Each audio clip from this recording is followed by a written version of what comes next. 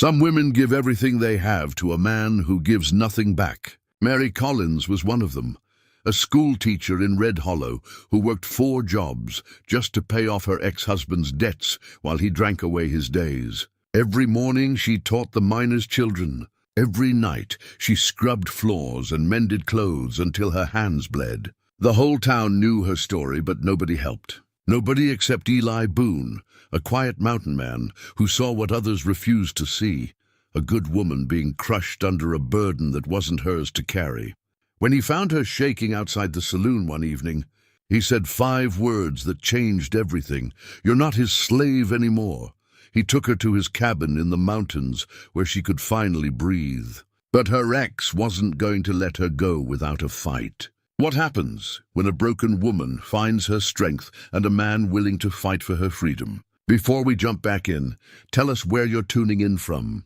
And if this story touches you, make sure you're subscribed, because tomorrow I've saved something extra special for you. The morning bell rang across Red Hollow at precisely 7 o'clock. Its clear brass tone cutting through the dusty air like a promise. Mary Collins stood on the steps of the one-room schoolhouse, her worn leather teaching satchel pressed against her hip, watching as children made their way up the dirt road. Some came from the mining camps to the east, their faces already smudged with the coal dust that seemed to settle on everything in this town. Others walked from the scattered homesteads to the west, carrying lunch pails their mothers had packed before dawn. Mary smoothed her grey cotton dress, the nicest of the 3 she owned, and tucked a loose strand of dark hair back into the bun at the nape of her neck. She was 32 years old, though the exhaustion carved into the corners of her eyes made her look older. Her hands, red and rough from lye soap and endless labor, rested briefly on the schoolhouse door before she pushed it open. "Good morning, Miss Collins," came the chorus of small voices as the children filed past her. She managed a smile. It was genuine, that smile, because these children were the one pure thing in her life. Whatever else Red Hollow had taken from her, it hadn't stolen her love of teaching. The schoolhouse smelled of chalk dust and pine wood. Sunlight streamed through the 2 windows on the eastern wall, illuminating the rows of benches where her students settled. There were 19 of them this term, ranging from 6-year-old Timothy Marsh to 14-year-old Emma Brennan, who would likely leave school after this. Here to work in her father's store, Mary set her, satchel on the desk, a scarred oak piece that had seen better days, and withdrew the slates and chalk she'd carefully packed the night before. Nestled among them was her late mother's Bible, its leather cover soft with age and handling. She kept it with her always, a reminder of the woman who had taught her that education was the one thing no one could take away. "Today we'll continue with our arithmetic," Mary announced, moving to the chalkboard. "But first, I want to hear your reading assignments from yesterday." As young Emma stood to recite her passage, Mary's mind threatened to drift to the weight that pressed on her constantly. The debts, the endless work, the man whose name she still carried despite everything. She pulled herself back. These hours, from 7 until 3, belonged to her students. Everything else could wait. The morning passed in the familiar rhythm of lessons. Mary guided the youngest through their letters, while the older students worked on composition. She corrected arithmetic on slates, praised improvement, and gently redirected wandering attention. This was who she was before everything fell apart, a teacher with dreams of opening a real academy someday, with books and proper desks and maybe even a globe to show children the world beyond Red Hollow. That dream felt like it belonged to someone else now. When the lunch hour arrived, the children spilled outside to eat in the shade of the cottonwood trees. Mary sat at her desk, unwrapping the small portion of bread and cheese she'd set aside from yesterday's wages at the general store. As she ate, she opened her mother's Bible, not to any particular passage, but to see the familiar handwriting in the margins, her mother's notes and reflections, written during her own difficult years as a widow, raising a daughter alone. "Strength doesn't come from having an easy path," one note read. "It comes from walking a hard one with your head up." Mary closed the Bible gently and looked out the window. In the distance, she could see the main street of Red Hollow, the general store where she would work from 3:30 until 6, the boarding house where she would serve dinner from 6:30 until 9, and beyond that, barely visible, the saloon where she would scrub floors from 9:30 until midnight. 4 jobs, 7 days a week, and still it was never enough. The afternoon lessons were history and geography. Mary had the older students help the younger ones trace maps, teaching them about territories and states, about places where the railroad had already reached, and towns that were growing into cities. She spoke of these places with a wistfulness she tried to hide, knowing most of these children would never leave Red Hollow, just as she now believed she never would. At 3 o'clock, she dismissed the class. Emma Brennan lingered as the others left, helping Mary straighten the benches and collect the slates. "Miss Collins," the girl said quietly, "my mother wanted me to ask, are you feeling all right? She says you look thin." Mary recognized the question for what it was, town gossip dressed up as concern. Mrs. Brennan was one of the women who watched Mary's struggles with a mixture of pity and judgment, as if poverty and hardship were moral failings rather than circumstances. "I'm fine, Emma, thank you for asking." Mary kept her voice warm. It wasn't the girl's fault her mother was a gossip. "You're doing excellent work with your reading, by the way. Your composition yesterday was thoughtful and well written." Emma beamed at the praise, momentarily distracted from her errand. "Really, I tried to make it like you said, to show instead of just tell. You succeeded. Keep writing, Emma. You have a gift." After Emma left, Mary locked the schoolhouse and walked the 1/4 mile into town proper. Red Hollow was laid out in a simple grid, one main street with businesses on either side and residential streets branching off like ribs from a spine. It wasn't much to look at, but it served the mining operations that brought most folks here. The general store sat at the center of town, a 2-story building with living quarters above and commerce below. Mr. Patterson, the owner, was a fair man, fair enough to give Mary work, despite knowing it would invite Thomas Collins through his door, looking for handouts. "Afternoon, Mary," Mr. Patterson greeted her as she entered through the back. He was a stout man in his 50s, with grey mutton chops and kind eyes. "Mrs. Henderson needs help with the inventory and back. After that, there's a shipment of dry goods to unpack."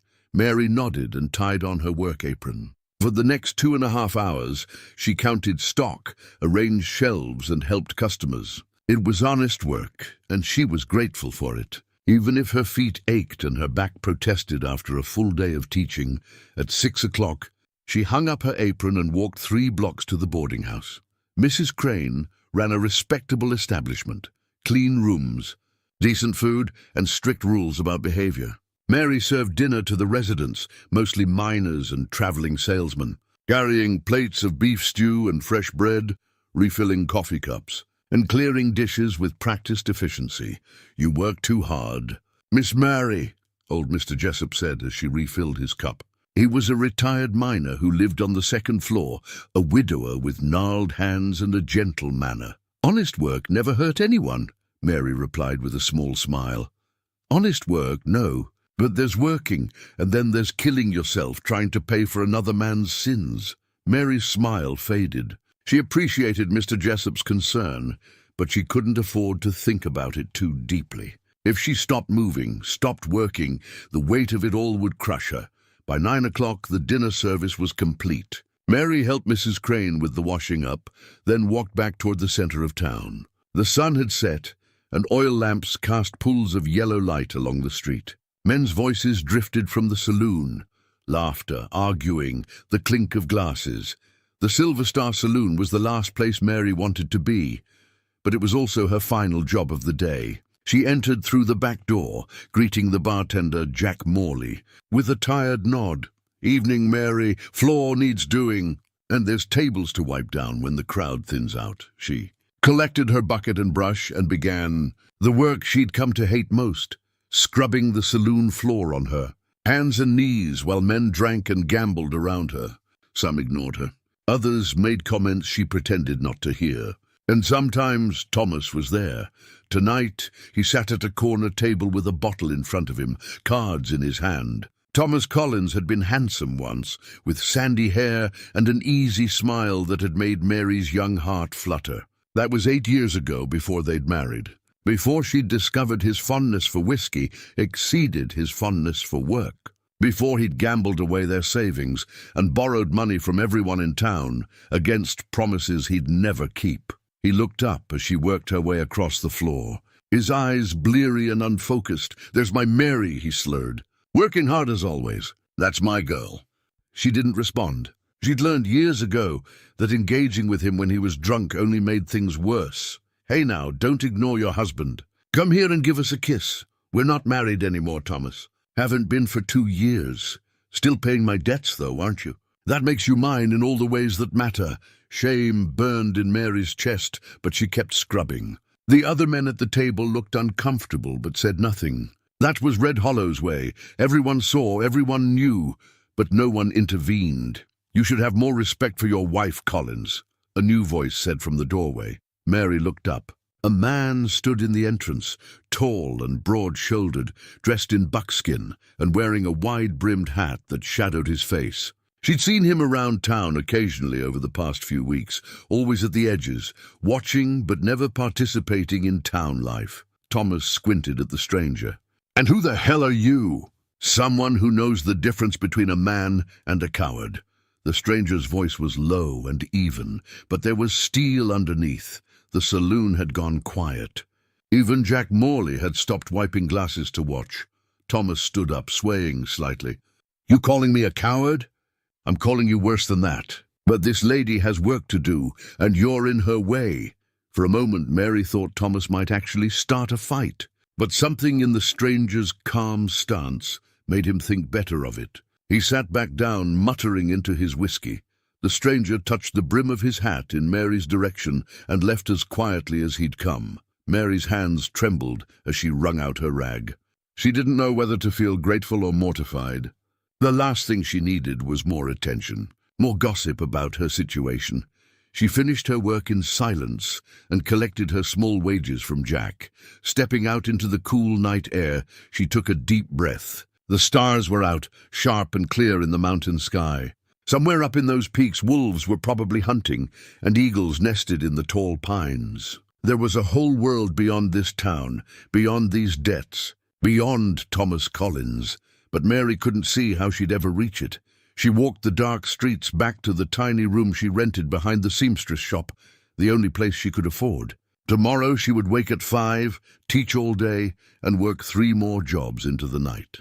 The day after that would be the same. And the day after that, as she lay down on her narrow bed, still fully dressed because she was too exhausted to change, Mary whispered a prayer her mother had taught her. "Grant me the strength to endure what I cannot change, and the courage to change what I must." She didn't yet know that the stranger in buckskin would be the answer to that prayer, or that her life was about to change in ways she couldn't imagine. Outside her window, at the edge of town, where the buildings gave way to wilderness, Eli Boone stood in the shadows and watched over Red Hollow. He'd seen enough. The woman needed help, whether she knew it yet or not, and tomorrow everything would begin to shift. The next evening arrived like all the others before it, a slow fade from daylight to dusk, the mountain shadows creeping down into the valley where Red Hollow sat waiting for nightfall. Mary had taught her lessons, worked at the general store, served dinner at the boarding house, and now found herself once again at the Silver Star Saloon with a bucket and brush in hand. Her shoulders ached. Her hands were raw. The constant exhaustion had settled so deep into her bones that she couldn't remember what it felt like to be truly rested. But she moved through the motions anyway, scrubbing the worn floorboards while the evening crowd gathered, miners fresh from their shifts, gamblers looking for easy marks, and drifters passing through on their way to somewhere better.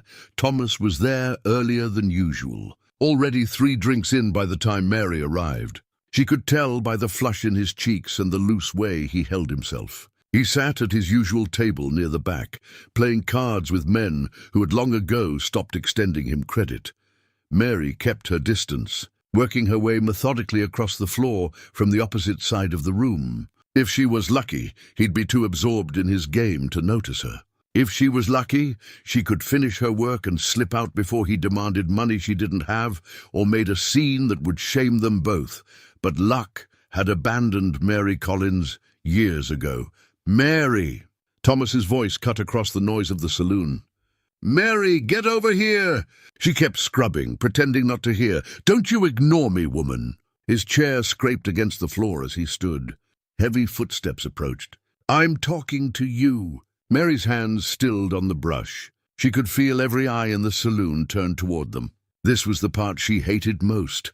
Not the work, not the exhaustion, but the public humiliation that Thomas seemed to delight in delivering. "I'm working, Thomas," she said quietly, not looking up.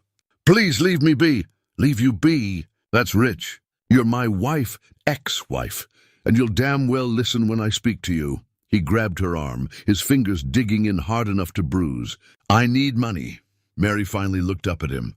His eyes were bloodshot, his breath sour with whiskey. This was what remained of the man she'd once loved, a hollow shell filled with nothing but want and blame. "I don't have any money, Thomas. You know that. Everything I earn goes to pay the debts you left me with. Those debts are because of you," he snarled. "If you'd been a better wife, if you'd supported me proper, I wouldn't have had to borrow. You gambled away everything we had." Mary's voice stayed level, but something inside her was beginning to crack. "You drank away your wages and mine both. You borrowed from every person in this town and never paid a cent back. Those debts are yours, not mine, but I'm the one paying them because I'm the one with any sense of honor." The slap came fast, his open palm across her face hard enough to knock her sideways. The bucket tipped, dirty water spreading across the floor. Mary caught herself on one hand, the other pressed to her burning cheek. The saloon had gone completely silent. "You don't talk to me like that," Thomas said, his voice shaking with rage. "I don't care what some judge said. You're still my property, and you'll show respect." Mary tasted blood where her teeth had cut the inside of her cheek. Tears blurred her vision, but they were tears of fury now, not pain. Something that had been bending inside her for years finally reached its breaking point. "I am not your property," she said, pushing herself up to her knees. "I'm not anyone's property. I'm a person, Thomas. A person you destroyed." He drew his hand back again, and this time Mary knew he wouldn't stop at a single blow. She could see it in his eyes, the rage, the humiliation at being challenged, the need to reassert control the only way he knew how. The blow never landed. A hand caught Thomas's wrist mid-swing, stopping it as easily as if he'd been a child. The stranger from the night before, the man in buckskin, had appeared between them like a ghost materializing from shadow. "That's enough," the stranger said. His voice was quiet, but it carried a weight that made Thomas stumble backward when he let go of his wrist. "This ain't your business, mountain man," Thomas spat. "This is between me and my wife. I see a man hitting a woman half his size who's down on her knees. That makes it everyone's business."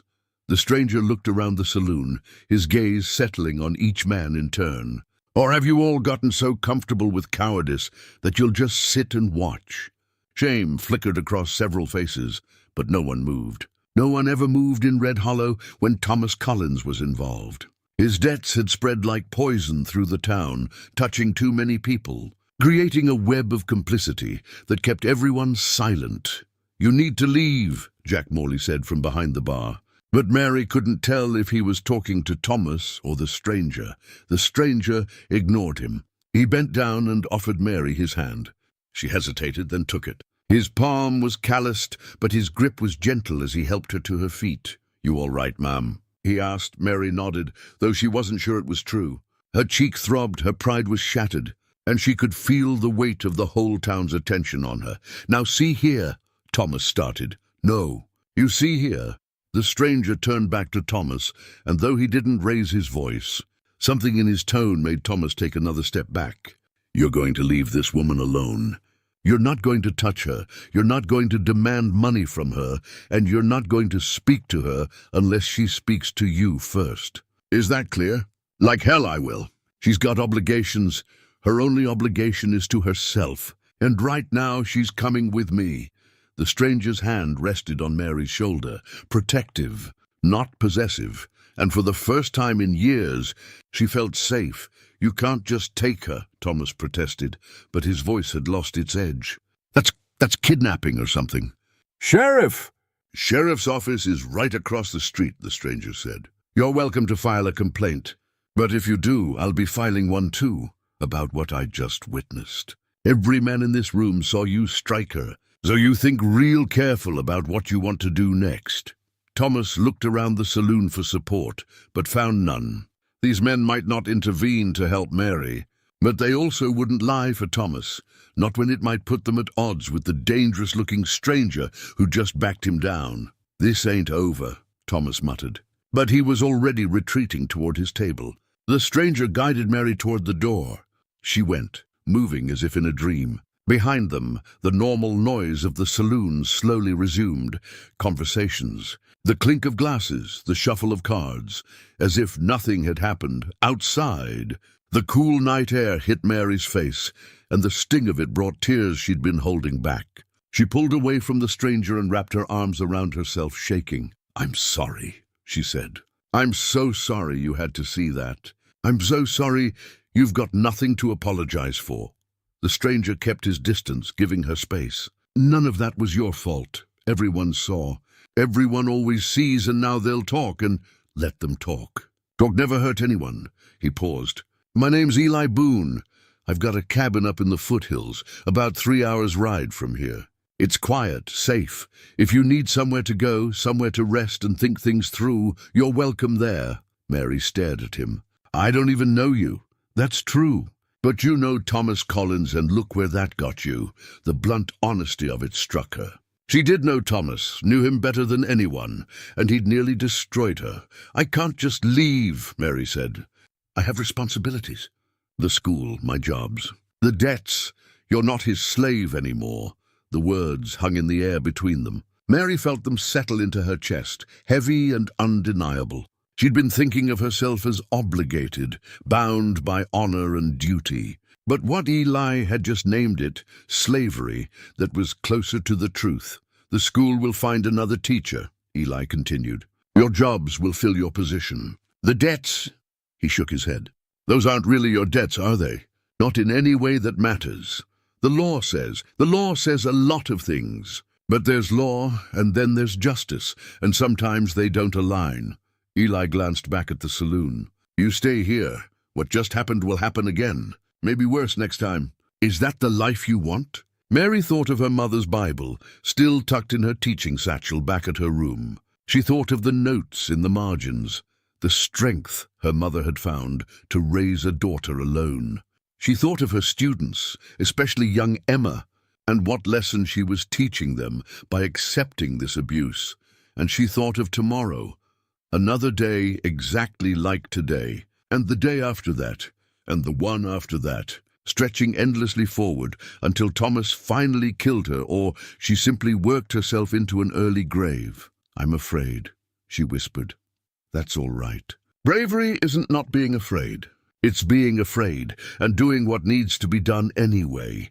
Mary looked up at Eli Boone, really looked at him for the first time. He had a weathered face, probably 40 or so, with lines around his eyes that spoke of hard years, but also of laughter. His dark hair was touched with grey at the temples. He stood like a man comfortable in his own skin, neither aggressive nor passive, just steady. "Why are you helping me?" she asked. "You don't know me. You don't owe me anything, because someone should have helped you a long time ago and nobody did. That's reason enough." Inside the saloon, glass shattered. Whether Thomas was making good on his threats or just drunk and clumsy, Mary didn't know. But the sound made her decision for her. "I need to get my things," she said, "and I need to leave a note for the school board so they can find a replacement teacher." "I'll wait," Eli said. "Take your time." Mary walked quickly through the dark streets to her room behind the seamstress shop. Her hands shook as she gathered her few possessions: 3 dresses, her mother's Bible, the teaching supplies she'd bought with her own money, and the small wooden box that contained the only photograph she had of her parents. Everything fit into one worn carpet bag. She wrote 2 notes by candlelight. The first was to Mr. Patterson at the general store. thanking him for the work and apologizing for leaving without notice. The second was to the school board, recommending Emma Brennan as someone who might help with the younger students until they found a proper teacher. She didn't write to Thomas. He didn't deserve her words. When she met Eli back on the street, he had 2 horses waiting, a large roan gelding and a smaller mare with gentle eyes. "You know how to ride?" he asked. It's been a while, but yes. He helped her into the saddle, secured her bag behind it, and mounted his own horse. Mary took one last look at Red Hollow, at the dark windows of the schoolhouse, at the lights of the saloon, where Thomas was probably drinking away what little money he'd conned from someone, at the distant shapes of the mountains that had always seemed like prison walls. "Ready?" Eli asked. No, she thought. But she said, yes. They rode out of town under a sky full of stars, heading up into the foothills where the air smelled of pine and possibility. Behind them, Red Hollow grew smaller and smaller until it was just a collection of dim lights in the darkness. Mary Collins didn't know what waited for her in those mountains, but for the first time in years, she felt something that had nearly died inside her begin to stir. Hope. They rode through the night in silence. The trail climbed steadily away from Red Hollow, winding through stands of pine and aspen that whispered in the darkness. Mary clung to the saddle horn, her body aching from the day's work and the tension of what she'd just done. Every step the mare took was a step further from everything she'd known, and she couldn't decide if that feeling in her chest was terror or relief. Eli led the way with the easy confidence of a man who knew these mountains like the lines of his own hands. He didn't push for conversation, didn't ask if she was all right or having second thoughts. He just rode, occasionally glancing back to make sure she was keeping pace. As they climbed higher, the air grew cooler and cleaner. Mary found herself breathing deeper, as if she'd been living in a closed room for years and had finally found a window. The smell of pine resin and mountain earth replaced the odors of coal dust and tobacco smoke that clung to everything in Red Hollow. Dawn was breaking when they finally reached Eli's cabin. It sat in a small clearing surrounded by tall pines, with a creek running nearby and the mountains rising behind it like protective walls. The cabin itself was modest but well built. Hewn logs chinked tight against the weather, a stone chimney, a covered porch with 2 chairs that looked out over the valley below. Eli dismounted and came around to help Mary down. Her legs nearly buckled when her feet touched the ground. She hadn't realized how exhausted she was until the constant motion of riding stopped. "Easy now," Eli said, his hand steadying her elbow. "You're worn through. Let's get you inside." The cabin's interior was simple and clean. One large room with a stone fireplace, a table and 2 chairs, shelves lined with supplies, and a rope bed in the corner covered with wool blankets. Another door led to what looked like a small lean-to addition. "That's my room," Eli said, nodding toward the back. "You'll take the main room. I'll get a fire going and make some coffee." "I don't want to put you out of your bed," Mary protested. "You're not. I built that addition last year, precisely so I'd have somewhere to sleep when the main room was occupied. Had a friend pass through who needed a place to stay for a while." He moved to the fireplace and began arranging kindling. "Besides, the bed out here is closer to the fire. You'll be warmer." Mary stood uncertainly in the middle of the room, still clutching her carpet bag. She felt like an intruder, like she should be doing something useful to earn her keep. The habit of constant work was too ingrained to simply stop. "Can I help with something?" she asked. Eli glanced up from the fire he was coaxing to life. "You can sit down before you fall down. When's the last time you had a full night's sleep?" Mary tried to remember. "I don't know. Years, maybe." "Well, you're going to have one today. After you eat, you're going to that bed and you're going to rest. That's all I need from you right now." The kindness in his words brought unexpected tears to her eyes. She blinked them back, embarrassed. "I'm not usually so weepy." "You're not weepy. You're exhausted and overwhelmed, and that's to be expected." The fire caught, flames licking at the larger pieces of wood, he added. "You've been carrying more weight than anyone should have to carry. Takes time for the body to understand it can set that weight down." He moved to the shelves and began gathering supplies: coffee, a tin of beans, some cornbread wrapped in cloth. Mary watched his movements, noting the economy and purpose in everything he did. There was no wasted motion, no fumbling. He knew exactly where everything was and how to use it. "You live up here alone?" she asked. "Mostly. Sometimes I go into town for supplies or take work as a guide for hunting parties. But yes, most of the time it's just me." He filled a kettle from a bucket of water and hung it over the fire. "It suits me. Doesn't it get lonely?" "Sometimes. But I've found that being alone is different from being lonely. And I've known enough people to understand that you can be surrounded by others and still feel like you're the only person in the world." He looked at her. "I imagine you know something about that." Mary nodded.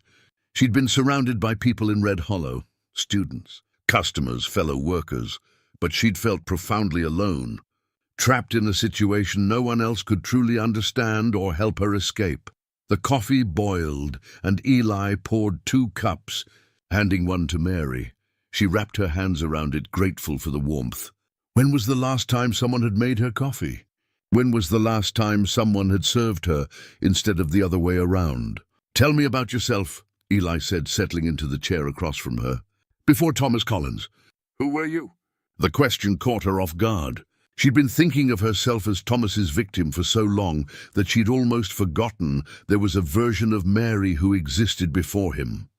"I was a teacher," she said slowly. "My mother was a teacher too.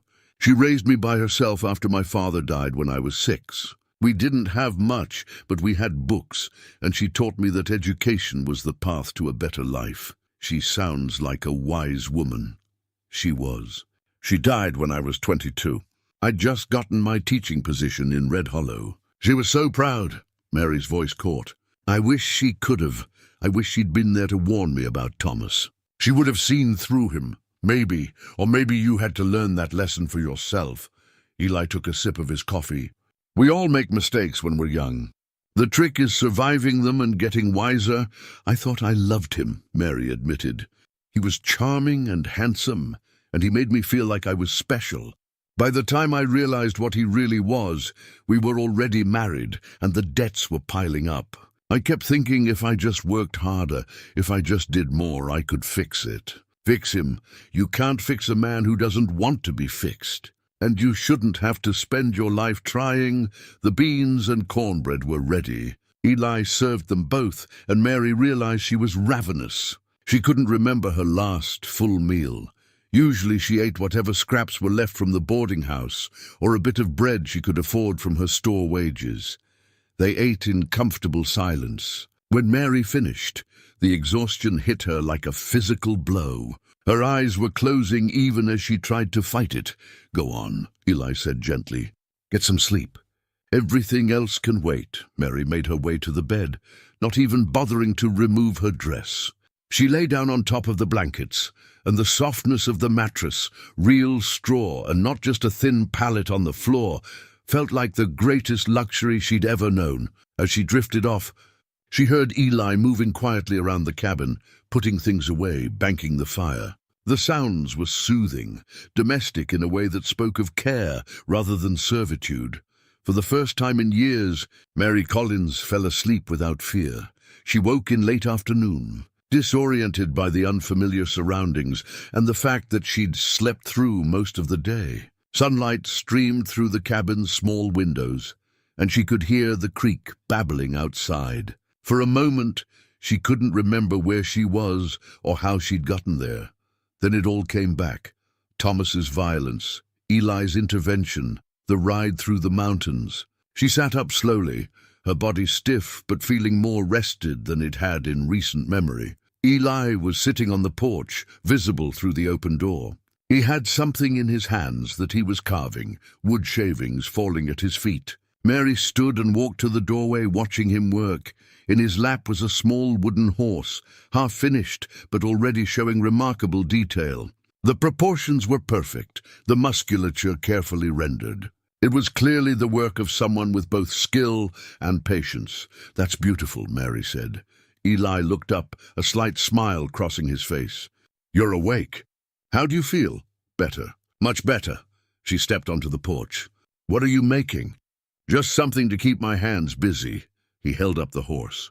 "I used to make these for a child I knew once. Got in the habit and never stopped." There was a story there Mary could tell, something painful in the way his voice changed when he mentioned the child. But she didn't press. They were both carrying histories they weren't ready to share yet. "It's lovely," she said. "You're very talented. It's just whittling. Anyone can do it with practice." He set the horse aside. "Are you hungry? There's more food inside. I should help prepare it. I should do something. I can't just..." "Mary," Eli's voice was firm but kind. "You can. You can just rest. You can just be. You don't have to earn the air you breathe." The words hit her harder than she expected. Tears spilled down her cheeks before she could stop them. She'd been working so hard for so long, trying to prove she deserved to exist, trying to pay off debts that were never hers to begin with, trying to be good enough that maybe someone would finally help her. And here was this man telling her she didn't have to do any of that. Eli stood and moved toward her, then stopped, giving her space. "It's all right," he said quietly. "Let it out. You've been holding on too long." Mary wept then, really wept, for the first time since Thomas had squandered their savings. She cried for the years she'd lost, for the dreams she'd buried, for the girl she'd been, who thought love and hard work could solve anything.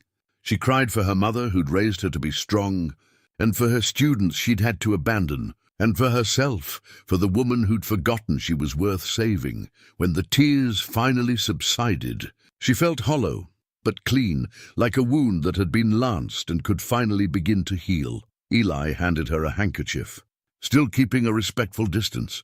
"Better?" "Yes, I'm sorry. Don't apologize. Not for that." He gestured to the chairs.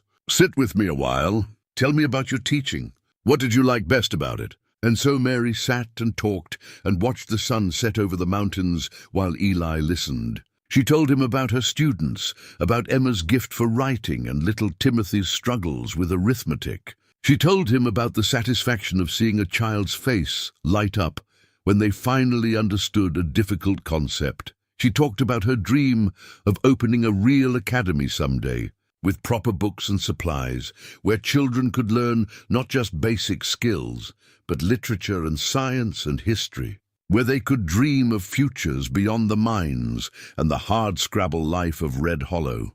Eli listened, asking questions that showed he was genuinely interested, not just being polite. And as the stars began to emerge overhead, Mary realized something remarkable. She felt safe. Not just physically safe from Thomas's violence, but emotionally safe, like she could speak her truth without judgment, could show weakness without it being used against her.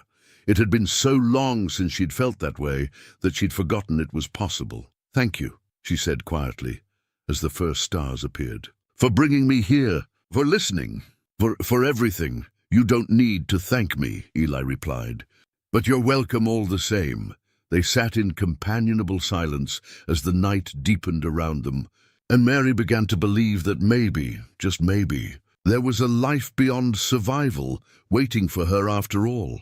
The evening air had grown cool, and Mary sat inside the cabin with her mother's Bible open on her lap. She'd read through it countless times over the years, finding comfort in the familiar passages. But tonight she was focused on the margins, her mother's handwritten notes that she'd never fully appreciated until now. "The hardest battles are the ones we fight against our own doubts." One note read beside a passage from Joshua. "Remember that courage isn't the absence of fear, but the decision to act despite it." Another note written beside Proverbs said, "I taught Mary today about honest work. I pray she never learns what I learned, that some people will use your virtue against you. But if she does, I pray she's strong enough to recognize it and walk away." Mary's throat tightened. Her mother had known. She'd lived through something similar, had tried to warn Mary without burdening her with the full story. The Bible had been her way of leaving guidance for battles she wouldn't be alive to help fight. "Your mother sounds like she was remarkable," Eli said from the doorway.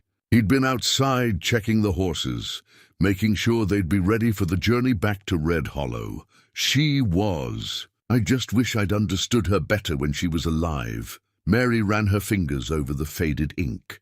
She left me messages, Eli, all through this Bible, instructions for how to be strong when life tries to break you. Eli came to sit beside her, close enough that their shoulders touched. May I?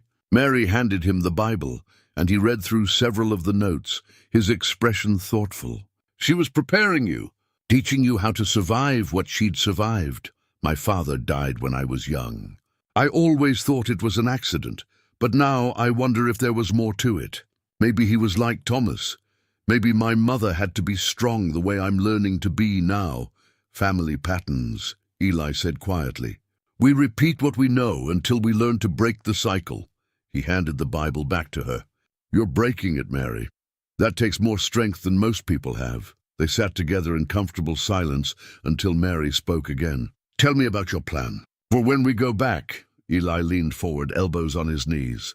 We need 3 things. First, your payment records. You have those. Second, the original loan documents from everyone Thomas borrowed from. Those will prove you've overpaid. Third, we need Judge Harrison to make it legal. He's due back through Red Hollow in 3 weeks. That's too long. Pete said Dawson's gang is already in town. They are, but they're not going to do anything too public yet. They want this to look legitimate, a debt collection, not a kidnapping.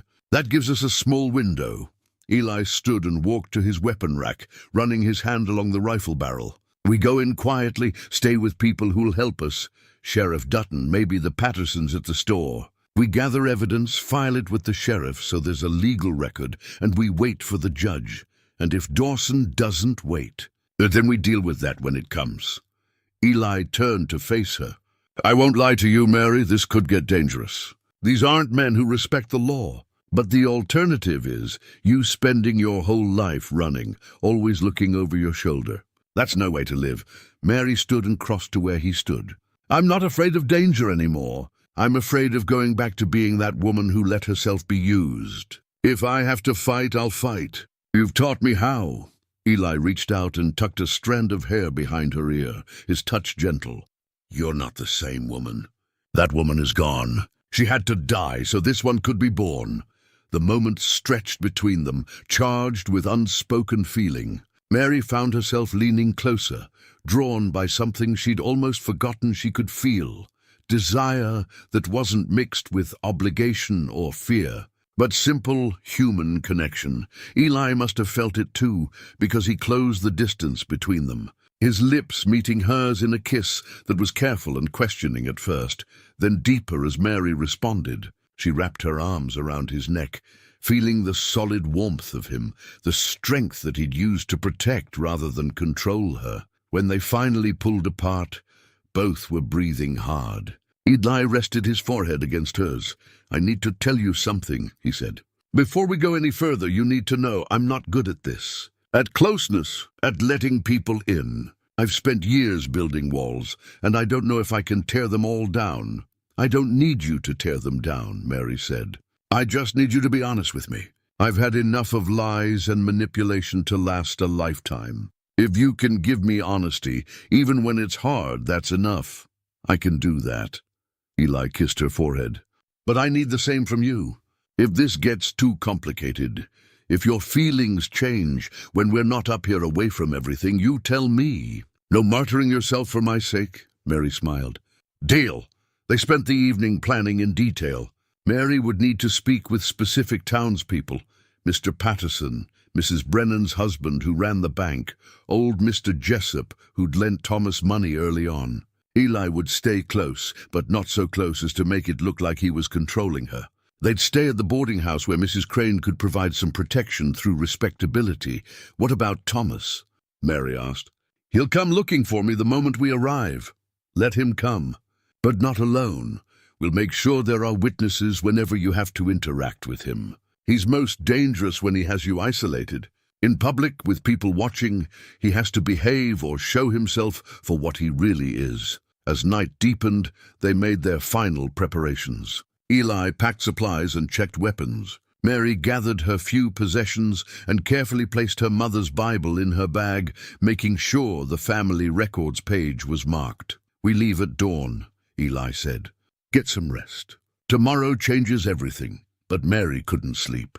She lay in bed thinking about what awaited them in Red Hollow. Thomas's rage, Dawson's threat, the town's judgment. But she also thought about the woman she'd become in these mountains. She thought about Eli's kiss, about the possibility of a future that wasn't defined by debt and exhaustion. Around midnight, she got up and walked onto the porch. Eli was there, sitting in his usual chair, keeping watch. Couldn't sleep either, she asked. Old military habit. Night before a mission, I could never rest. Mary sat in the other chair. Is that what this is? A mission? In a way, we're going in to extract something valuable from hostile territory. What are we extracting? Eli looked at her, his eyes serious in the moonlight. Your life, your future, everything Thomas stole from you. They sat together through the night, not speaking much, just drawing comfort from each other's presence. When the first light of dawn began to paint the eastern sky, they rose together. It was time to descend from the mountain. It was time to face the past so Mary could finally claim her future. They saddled the horses as the sun crested the peaks, turning the world golden. Mary took one last look at the cabin that had been her sanctuary, knowing she'd never forget what she'd learned here, about strength, about worth, about the difference between love and obligation. Then she mounted her horse, and together they began the long ride down to Red Hollow. Behind them, the mountains stood silent and eternal, witnesses to the transformation that had taken place in their shadow. Ahead lay uncertainty and danger, but Mary Collins was no longer afraid. She was ready. They arrived in Red Hollow as the afternoon sun cast long shadows across the dusty main street. The town looked the same as when Mary had left. The same false-fronted buildings, the same hitching posts, the same mountains looming in the distance. But Mary felt different, and she knew people would see that difference immediately. Word spread quickly. By the time they'd stabled their horses at the livery, a small crowd had gathered along the street. Mary could feel their eyes on her, could hear the whispers. Some looked relieved to see her, others curious, still others disapproving. She held her head high and walked beside Eli toward the hotel where Judge Harrison was staying.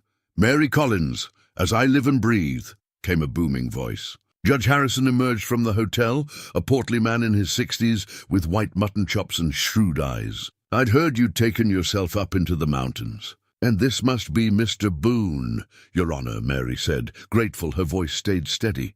"I was hoping we could speak with you about my situation." "I was hoping the same." "Come inside. I've taken a room where we can talk privately." He glanced at the gathering crowd. And away from gossips and busybodies, the hotel room was simple but clean.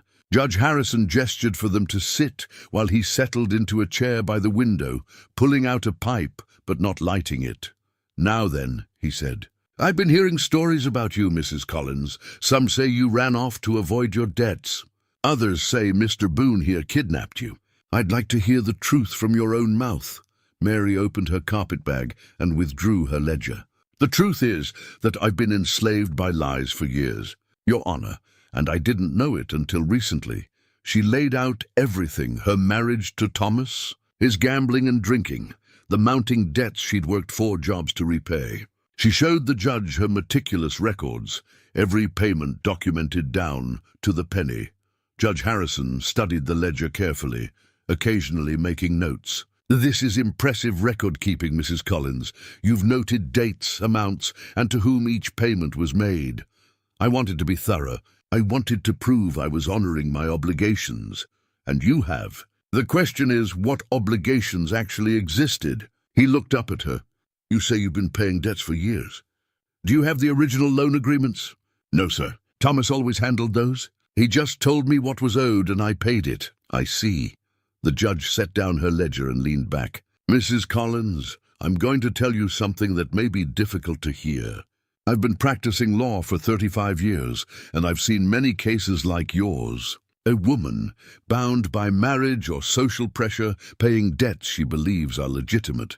But I've learned to ask for documentation, because the sad truth is that some men will exploit a woman's sense of honor until there's nothing left to exploit. That's what I suspect happened," Eli said.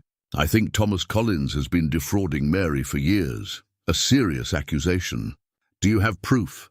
Not yet. But if we could examine the original loan documents and compare them to what Mary's paid, I believe the fraud would be evident. Judge Harrison stood and walked to the window, looking out at the street. I can subpoena those documents. The bank, the general store, any legitimate business that lent money would have records. But that will take time. I'll need to return to the territorial capital, file the proper papers, and come back to conduct hearings. We're looking at 3 weeks minimum. We don't have 3 weeks, Mary said. Thomas has gotten involved with dangerous men. They're claiming he owes them money and that I'm collateral. The judge's expression darkened. Dawson's gang. Yes, I've heard.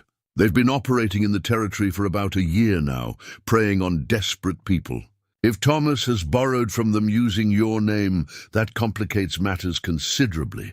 A knock at the door interrupted them. Sheriff Dutton entered, his face grim. Judge, we have a situation. Thomas Collins is downstairs demanding to see his wife. He's got 3 of Dawson's men with him.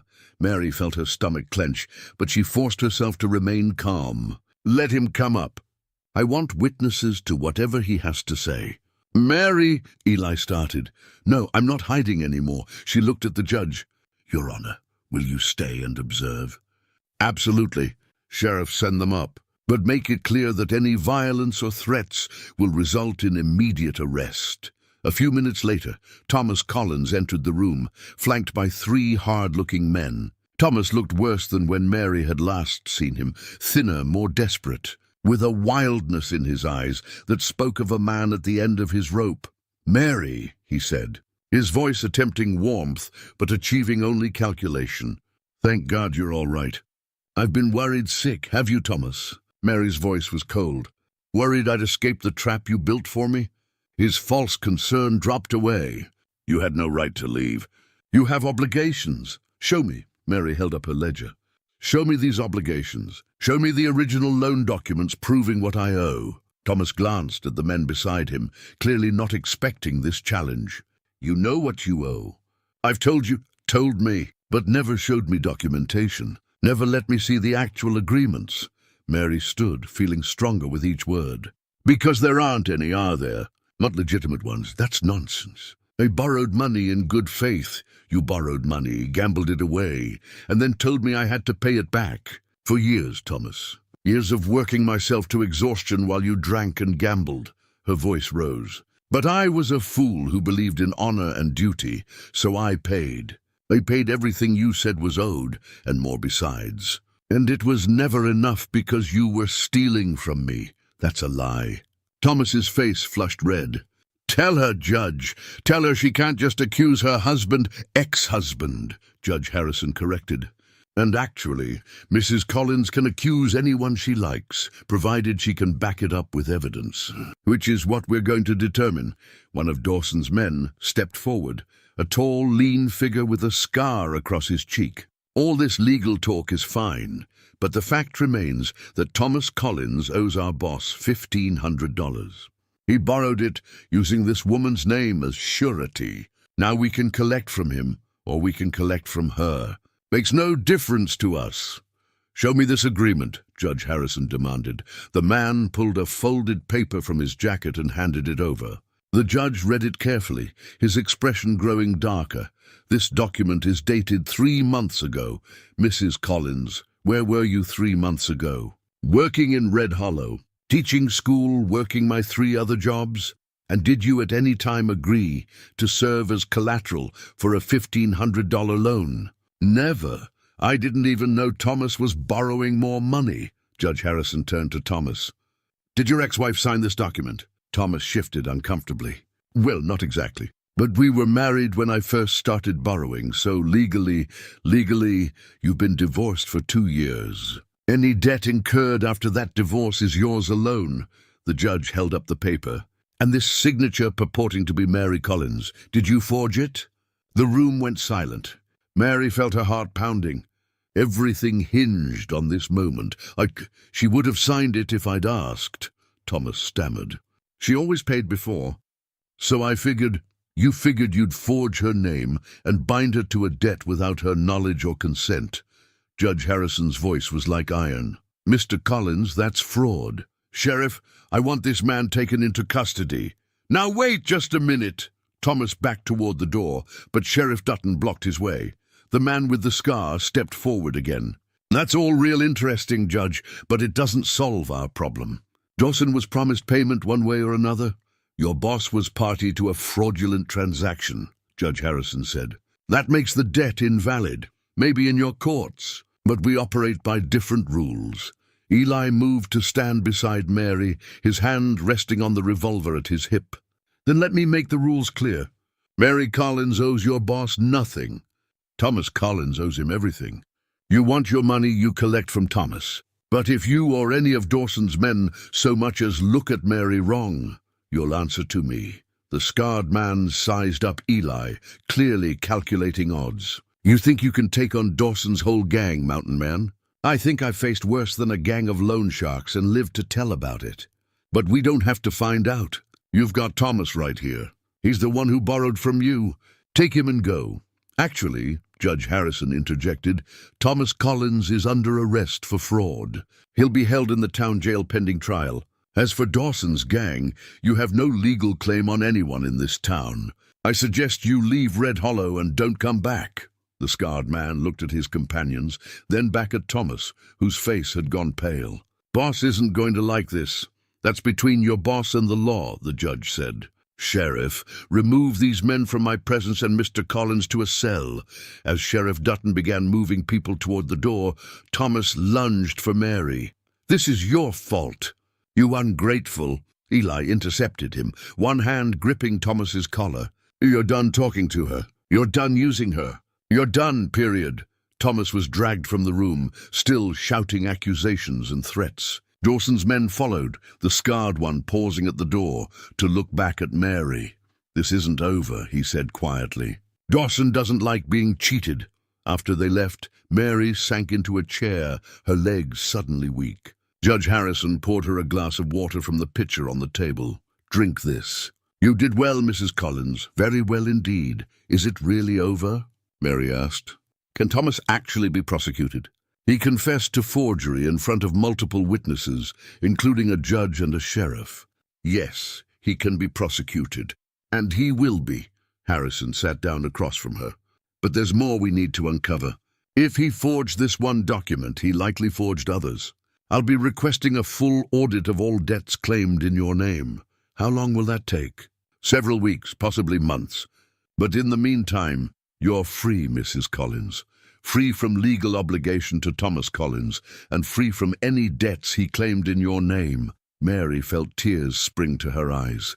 3 years. I've been paying fraudulent debts for 3 years. Yes, and if we can prove it, Thomas will owe you restitution. Every penny you paid on those false debts, plus damages. Eli knelt beside Mary's chair. "You did it. You stood up to him and you won." "We're not done yet," Mary said, thinking of Dawson's parting threat.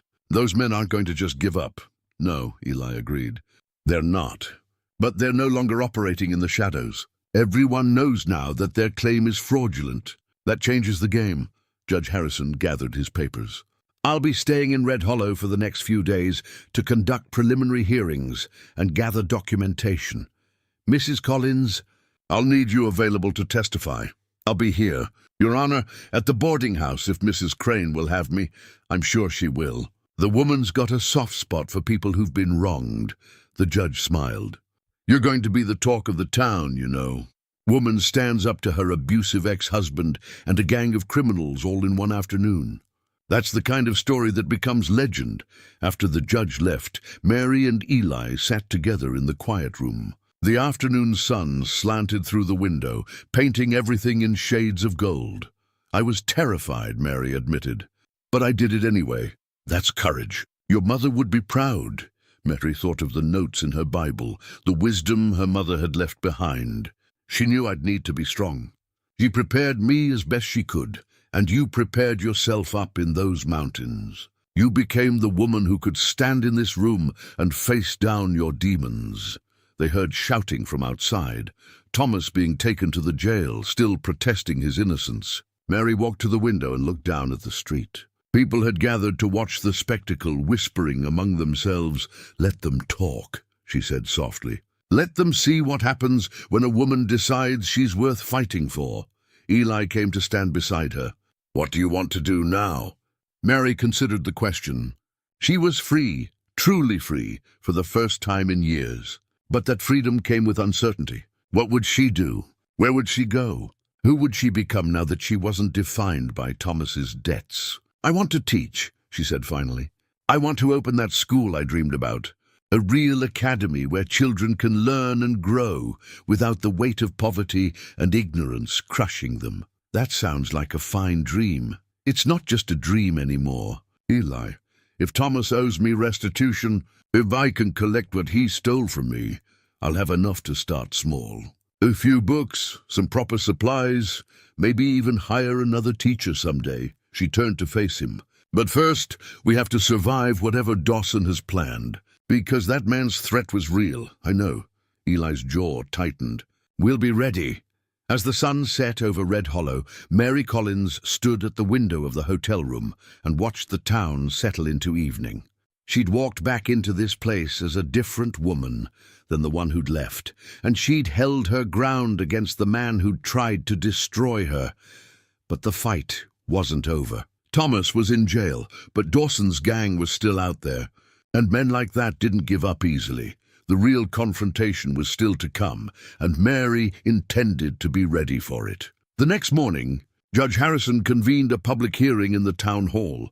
Word had spread through Red Hollow like wildfire, and by 9 o'clock every seat was filled and people lined the walls. Mary sat at the front with Eli beside her, feeling the weight of every eye in the room. The judge banged his gavel, calling for order. "This hearing is convened to examine the debts claimed against Mary Collins and to determine the validity of loans made by Thomas Collins in her name. Mr. Patterson, you're first." The storekeeper came forward, carrying a ledger of his own. "Your Honor, Thomas Collins borrowed $85 from me 6 years ago for household supplies. The loan was to be repaid within a year, and was it repaid?" "Yes, sir." Mary Collins paid it back in full, plus interest, over the course of 18 months. "I have records of every payment." He glanced at Mary with something like shame in his eyes. She was always good for her word. "When was the final payment made?" 4 years ago, Your Honor. The debt was satisfied in full, yet Mrs. Collins continued working at your store for another 4 years. Did you know she believed she was still paying off debt?" Mr. Patterson's face reddened.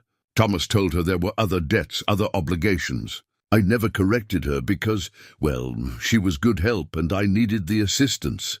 A murmur ran through the crowd. Mary felt anger rise in her chest, but also a strange kind of vindication.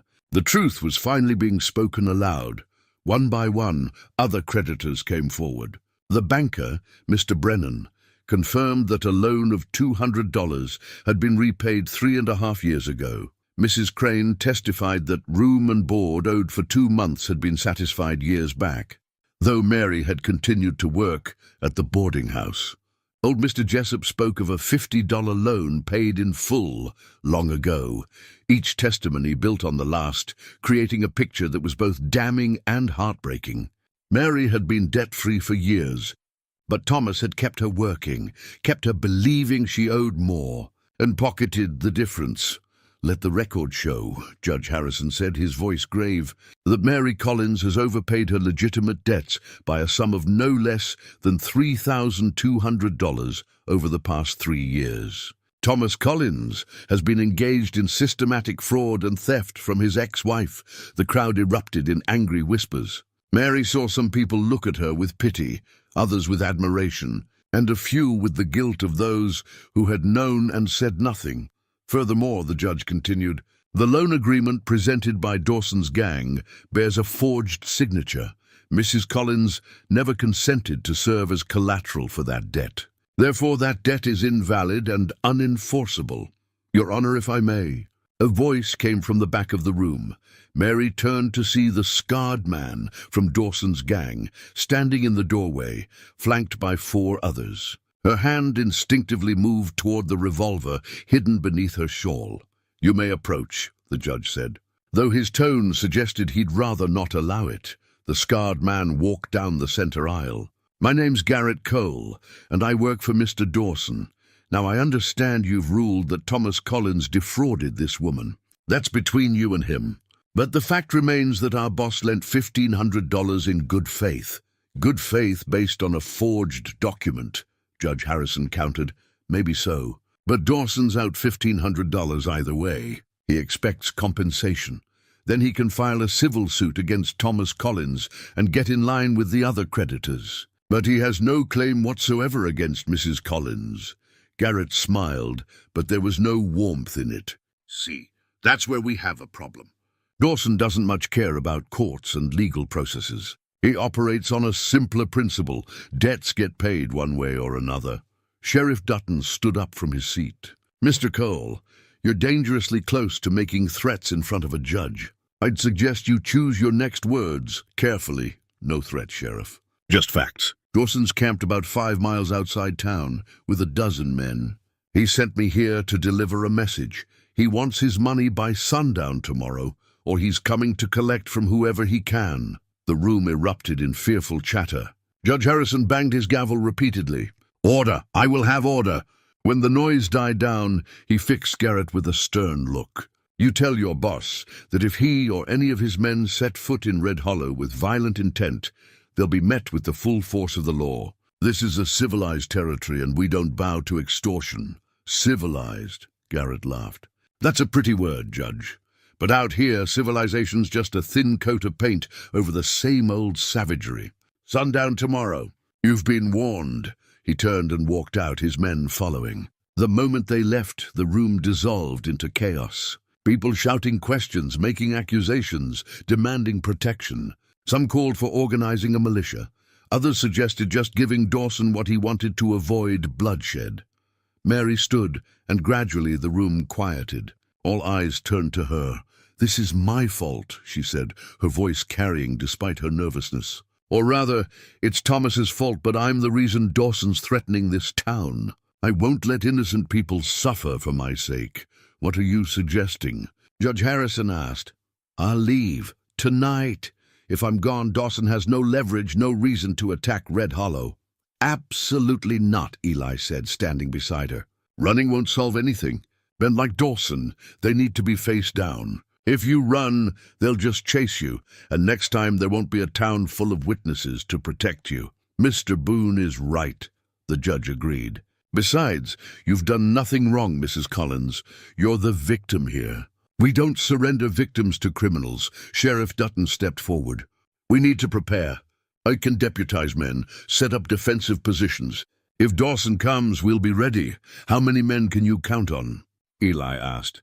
The sheriff looked around the room. "Maybe 15, 20 who can shoot straight and won't run at the first sign of trouble.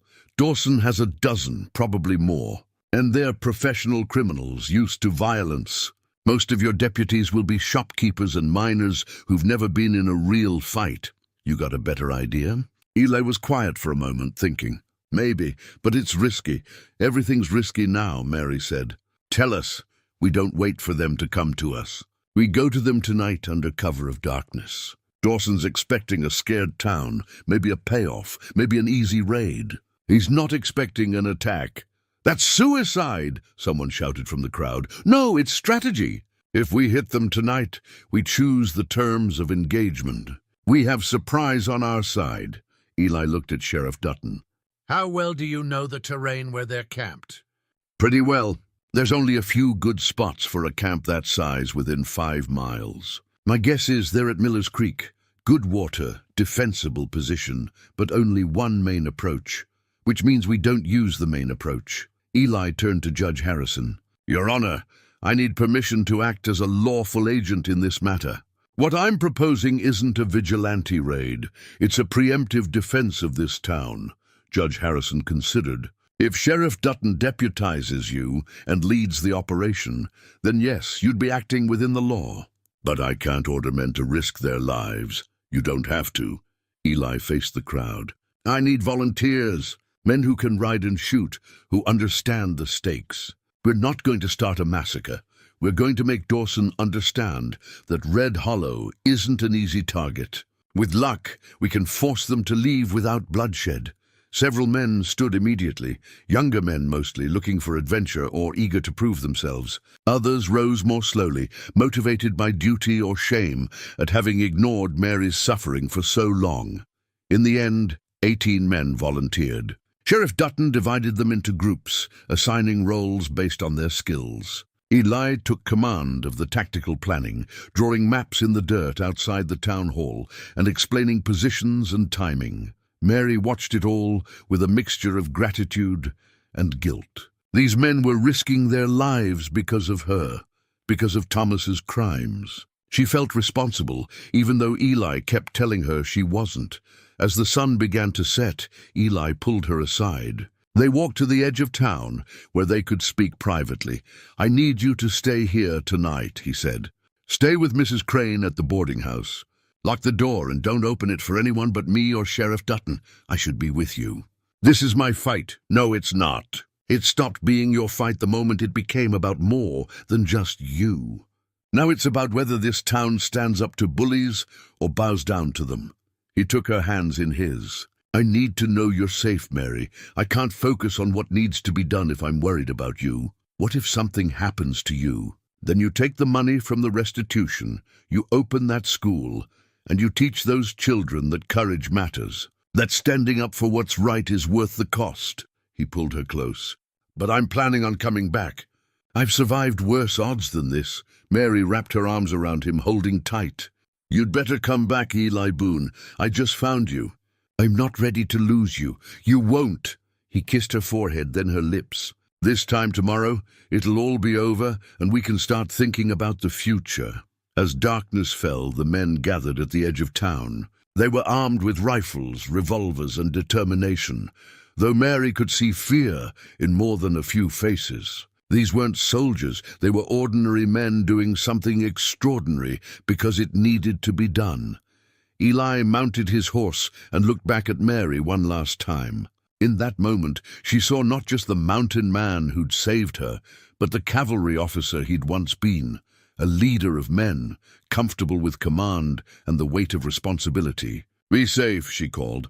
"Always am," he replied with a slight smile. Then they rode out into the darkness, 18 men led by a sheriff and a mountain man, heading toward a confrontation that would determine Red Hollow's future. Mary returned to the boarding house as promised. Mrs. Crane met her at the door, her face worried but resolved. "Come inside, dear. I've made up a room for you, and there's hot tea in the kitchen. I can't eat. I can't do anything but wait. Then we'll wait together." Mrs. Crane took Mary's arm and led her inside. "But we'll wait with tea because sitting idle in the dark helps nobody." Other women from town began arriving. Emma Brennan with her mother, the seamstress from next door, even some of the miners' wives. They gathered in Mrs. Crane's parlor, bringing food and candles, transforming the space into a makeshift vigil. "We should have done more," Mrs. Brennan said quietly. "All of us. We watched you suffer and did nothing. You're doing something now," Mary replied. "That counts." Young Emma sat beside Mary, taking her hand. "Will Mr. Boone be all right?" "Will they all be all right?" "I don't know," Mary admitted. "But they're brave men doing what they believe is right. That has to mean something." The hours crawled past. Women talked in low voices, sharing stories of their own struggles, their own encounters with men like Thomas. Mary realized she wasn't alone. Many of these women had faced similar trials, had made similar sacrifices. The difference was that she'd finally said no, finally stood up, and in doing so, had given others permission to speak their truths. Around midnight, Mary pulled out her mother's Bible. She opened to the page with the family records and read her mother's notes by candlelight. The other women gathered around, listening as Mary shared the wisdom her mother had left behind. "She sounds like a remarkable woman," Mrs. Brennan said. "I wish I'd known her." "You're knowing her through her daughter," Mrs. Crane observed. "Mary has her mother's strength." "We're all seeing that now." As the first light of dawn began to gray the eastern sky, they heard horses approaching. Mary's heart leaped into her throat. She rushed to the window, the other women crowding behind her. Through the dim light, she could see riders coming down the main street. She counted frantically, 14, 15, 16, 17. Missing one. Who was missing? Then she saw Eli at the front, riding tall in his saddle, and relief flooded through her.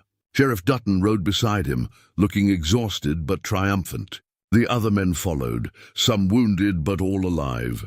Mary ran outside, not caring about propriety or appearances. She met Eli as he dismounted, throwing her arms around him despite the blood on his shirt and the dirt on his face. "You're alive," she breathed. "Told you I would be." He held her close. "It's over, Mary. Dawson's men are gone. They won't be coming back. What happened? I'll tell you everything. But first, I need to sleep for about a week." The town erupted in celebration as word spread. The men who'd ridden out were heroes now.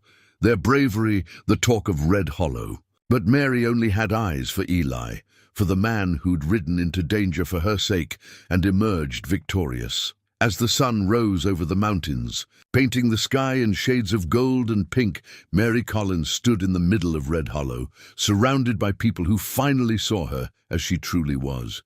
Not a victim, not a debtor, but a woman of courage and strength. The battle was won. The war was over. Now, finally, her life could begin. 3 days after the confrontation at Miller's Creek, a rider came into town bearing unexpected news. Dawson's gang had been spotted heading south, but Thomas Collins wasn't with them. Sheriff Dutton brought the news to Mary at the boarding house, where she'd been helping Mrs. Crane with the midday meal preparation. The work felt different now, chosen rather than obligated, helpful rather than servile. "Thomas escaped," Dutton said, his expression troubled. "Happened 2 days ago, about 30 miles south of here. Dawson's men were making camp for the night, and Thomas managed to slip away in the darkness." Mary felt her stomach tighten. "So he's free?" "For now. But here's the thing. He's not heading away from Red Hollow. Reports say he's circling back this direction. Could just be panic, a man running without thinking. Or he's coming back here," Mary finished. "Coming back for me." Eli, who had been sitting at the table cleaning his rifle, stood up.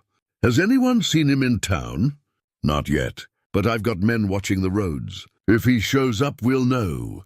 Dutton shifted his weight, uncomfortable. "There's something else." One of Dawson's men told the rider that Thomas was raving before he escaped, saying it was all Mary's fault, that she'd destroyed him, that she owed him for ruining his life. "He's twisted everything around in his mind," Mary said quietly. "Made himself the victim instead of the perpetrator." "Men like Thomas always do," Eli said. "The question is, what will he do now? He's desperate, broke, hunted by Dawson's gang, and he's got nothing left to lose." "That makes him dangerous," Dutton agreed.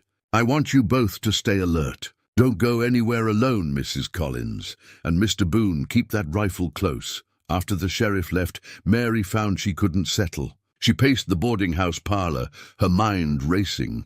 She'd thought it was over, thought Thomas was gone and she was free. But he was like a shadow that wouldn't fade, always returning to darken her life. "I should leave," she said finally. "Go somewhere else. Start over where Thomas can't find me." "Running won't solve this," Eli replied. "You run now, you'll be running forever. Besides, Red Hollow is your home. You've earned the right to stay here, but if he comes back, if people get hurt because of me, then we deal with it. Together." Eli crossed to her and took her shoulders gently. "Mary, listen to me. Thomas Collins is a broken man lashing out because he's finally facing the consequences of his choices. He's not the powerful figure he was in your mind for all those years. He's just a weak, angry man who's running out of options. That doesn't make him less dangerous. No, but it means we can prepare. We know he's coming, and this time we're ready." That evening, as the sun began to set, Mary found herself drawn to the schoolhouse. She'd been avoiding it since her return, not sure how she'd feel seeing the place where she'd spent so many hours teaching while exhausted and exploited. But now she walked through the door and found it transformed.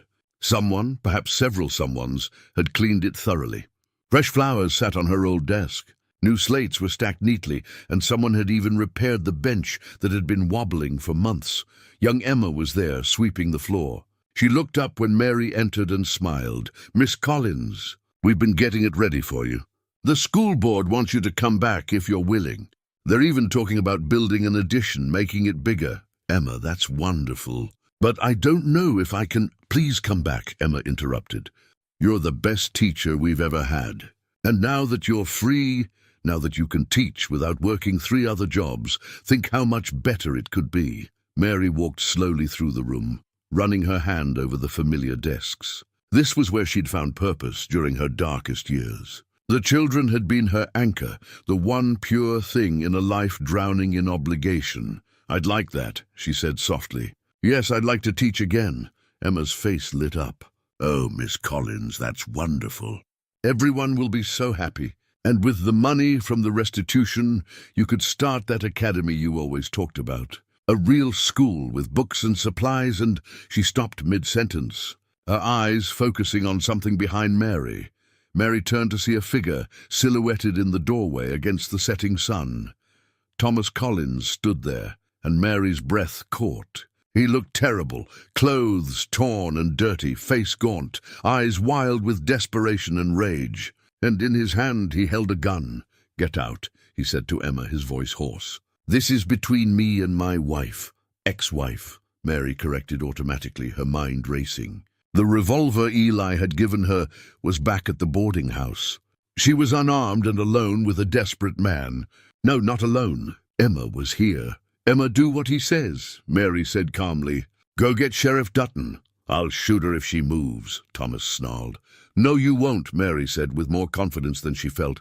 Because that would bring every man in this town down on you, and you'd hang before sunrise. You're not here for Emma. You're here for me. So let her go. Thomas's hand trembled, but he stepped aside. Go. But if you bring anyone back here before I'm done talking to my wife, I'll kill her.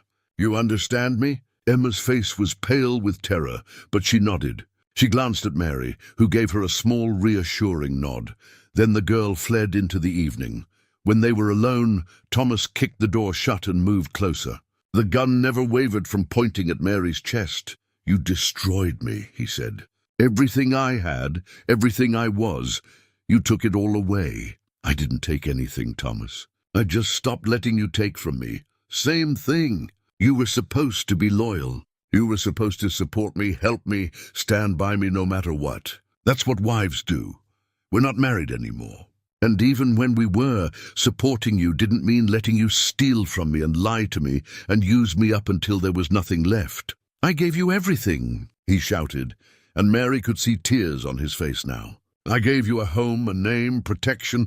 You gave me debt and shame and years of my life that I'll never get back. Mary felt her own anger rising hot and clean. You lied to me, Thomas.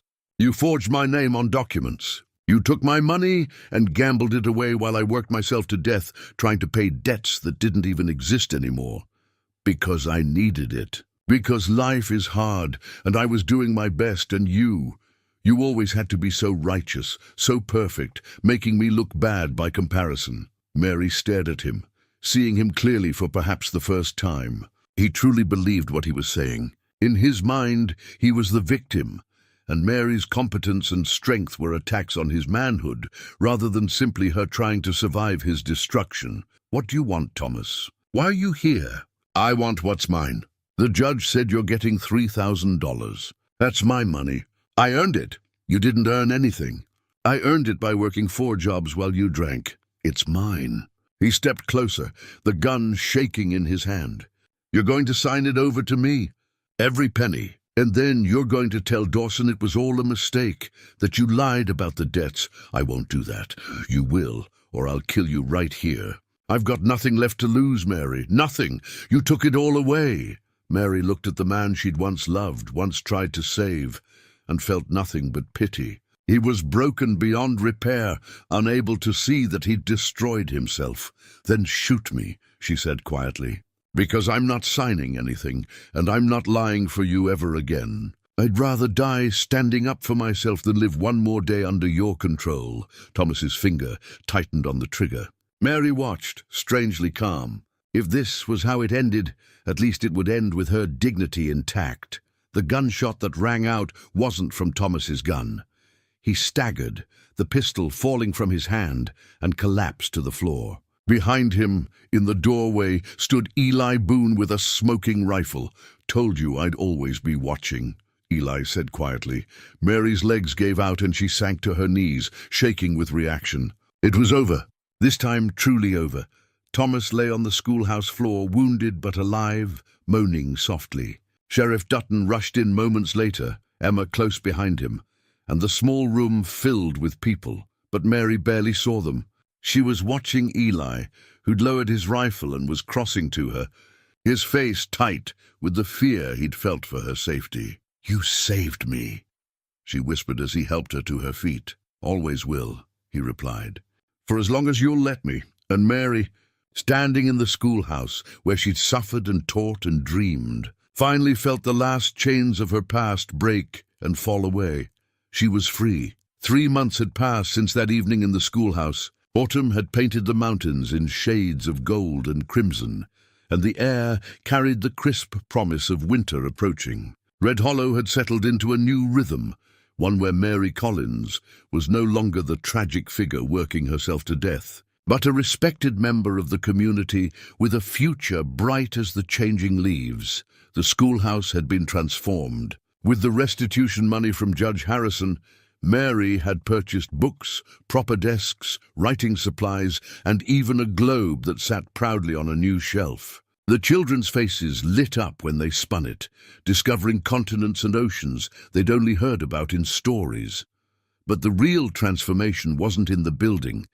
It was in Mary herself. She taught with a lightness she'd never known before, her passion for education no longer weighed down by exhaustion and obligation. She arrived each morning with genuine joy, and she left each afternoon with energy to spare for planning lessons and dreaming about the future. Emma Brennan had become her assistant teacher, helping the younger students while Mary worked with the older ones. The girl had a gift for teaching, just as Mary had suspected, and watching her blossom filled Mary with a pride that felt almost maternal. "Miss Collins," Emma said one afternoon as they cleaned the chalkboards together, "I've been thinking about what you said, about education being the path to a better life. I'd like to become a real teacher someday, maybe even go to normal school in the territorial capital." "You'd be wonderful at it," Mary assured her. "And I'll help you however I can. We need good teachers, Emma. People who understand that education is about more than just facts. It's about showing children they're capable of more than they imagine. Like you showed me. Like you showed yourself. I just gave you permission to believe in what was already there." As the sun set and the students departed, Mary locked the schoolhouse door, the same door where Thomas had confronted her 3 months ago. The town doctor had patched him up, and he'd been transported to the territorial prison to await trial for assault and fraud. Mary had been told he'd likely spend 5 years behind bars, possibly more. She felt no satisfaction in his imprisonment, but no guilt either. Thomas had made his choices, and now he lived with them. She'd made her choices too, to stand up, to refuse victimhood, to build something better from the ruins of what he'd destroyed. Eli was waiting for her outside, as he often did these days. He'd built a small house at the edge of town, a compromise between his mountain solitude and the community he'd slowly rejoined. Most days he worked as a guide or tracker, but his evenings were increasingly spent with Mary. How was school? He asked, falling into step beside her. "Wonderful. Emma's really coming into her own as a teacher." Mary tucked her hand into the crook of his arm, a gesture that had become natural over the past months. "What about you? I heard you were meeting with the territorial surveyor." "I was. They want someone to map the northern trails for a possible railroad expansion. 6 months' work, good pay, but it would mean being away for long stretches." Mary felt her heart sink, though she tried not to show it. "That sounds like an important opportunity." "It is. But I turned it down." She stopped walking. "Why?" "Eli, you shouldn't pass up work because of me. I didn't turn it down because of you. I turned it down because of me." He faced her fully, his expression serious. "I spent years running away from connection, from community, from anything that might hurt me if I lost it. And I told myself I was being smart, protecting myself. But really, I was just afraid. There's nothing wrong with being afraid. No. But there's something wrong with letting fear make all your decisions. He took both her hands in his. Mary, these past months with you they've reminded me what it means to really live instead of just surviving. I don't want to go back to that lonely cabin and convince myself that isolation is the same as peace. What do you want? I want to build something here. A life, a future. With you, if you'll have me. He reached into his pocket and pulled out a small wooden box. I know it's only been a few months, and maybe it's too soon, but Mary's breath caught as he opened the box. Inside was a simple gold ring, unadorned but beautiful in its simplicity. Nothing like the tarnished band Thomas had given her so many years ago. Mary Collins, will you marry me? Not because you owe me anything, not because you need protection or support, but because we choose each other. Because we're both finally free enough to love without fear. Tears streamed down Mary's face, but they were tears of joy. Yes, 1,000 times yes.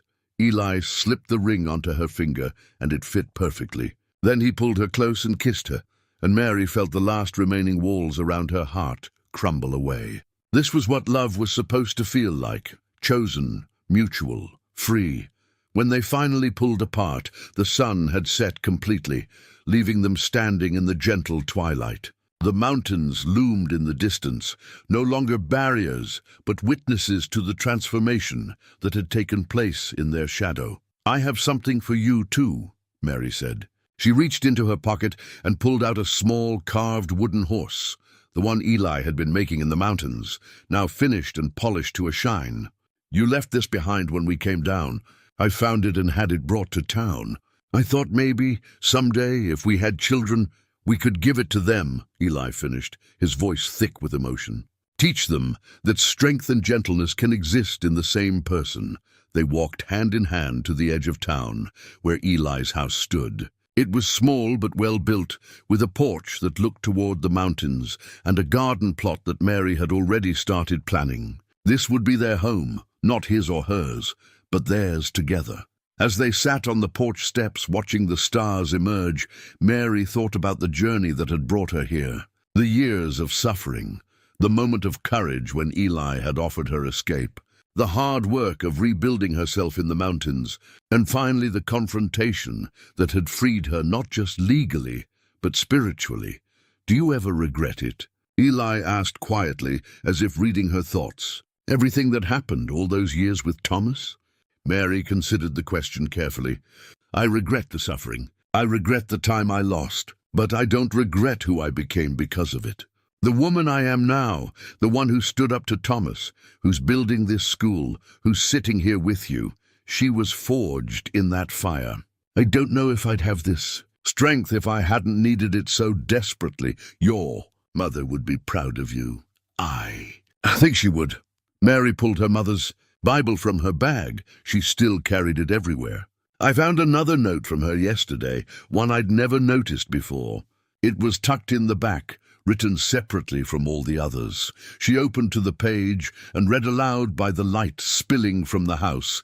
My dearest Mary, if you're reading this, it means you've survived whatever trial brought you to seek wisdom in these pages. Remember that survival isn't enough. After you've endured, after you've stood strong, you must also learn to thrive. You must remember how to laugh, how to love, how to dream without fear. Don't let your scars define you.